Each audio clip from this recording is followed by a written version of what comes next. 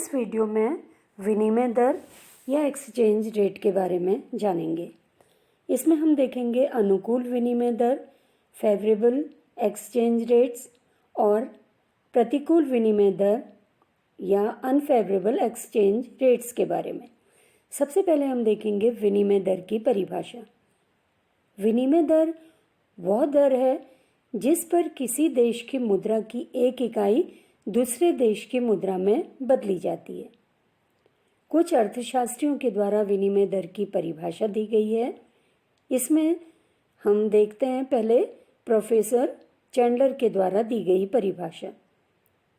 दो मौद्रिक इकाइयों के मध्य विनिमय दर से अभिप्राय एक देश की मुद्रा इकाइयों की उस संख्या से है जो दूसरी मुद्रा की एक इकाई को खरीदने के लिए आवश्यक होती है। ये परिभाषा प्रोफेसर चैंडलर के द्वारा दी गई है। इसी तरह से अर्थशास्त्री क्राउथर के द्वारा दी गई परिभाषा है, विनिमय दर एक देश की इकाई मुद्रा के बदले दूसरे देश की मुद्रा की मिलने वाली इकाइयों की माप है।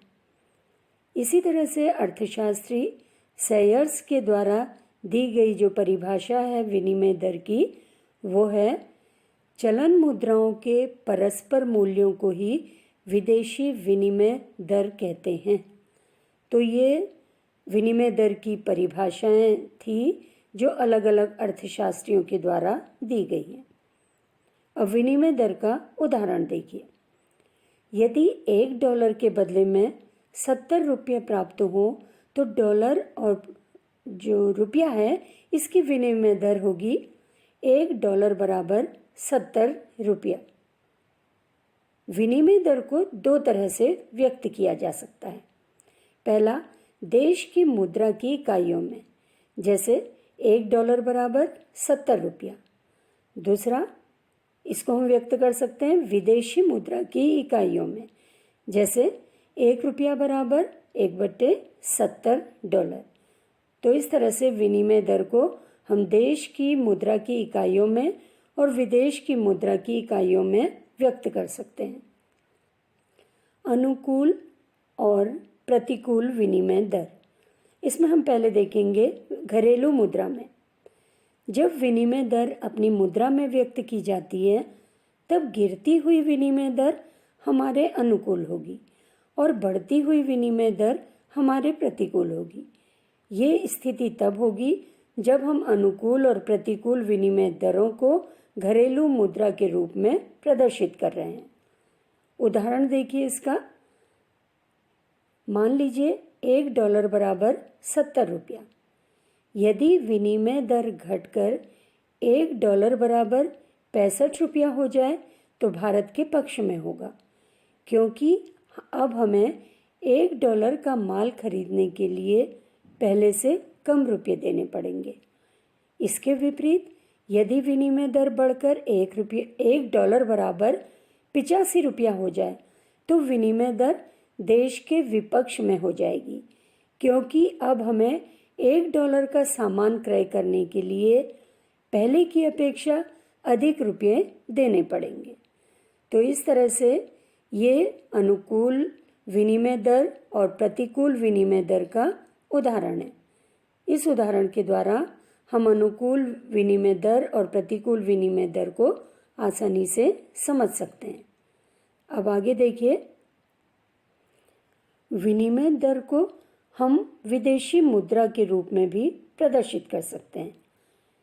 जब विनिमय दर विदेश की मुद्रा में प्रकट की जाती है तो बढ़ती हुई विनिमय दर स्वदेश के पक्ष में होगी और गिरती हुई विनिमय दर स्वदेश के विपक्ष में होगी।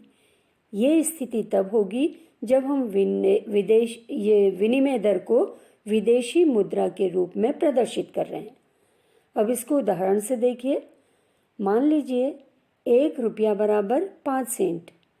यदि $1 बराबर 7 सेंट हो जाए तो यह विनिमय दर देश के पक्ष में होगी, क्योंकि अब हम $1 के बदले में अधिक सेंट प्राप्त कर रहे हैं या अधिक विदेशी सामान खरीद सकते हैं।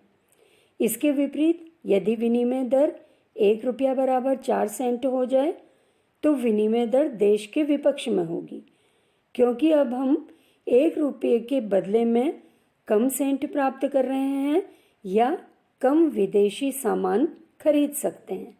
तो ये उदाहरण विदेशी विनिमय दर का तब है जब हम विनिमय दर को विदेशी मुद्रा के रूप में प्रदर्शित कर रहे हैं।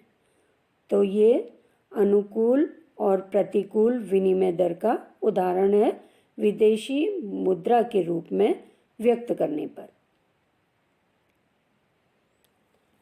यदि एक विनिमय दर एक देश के अनुकूल है तो वह अवश्य ही दूसरे देश के लिए प्रतिकूल होगी।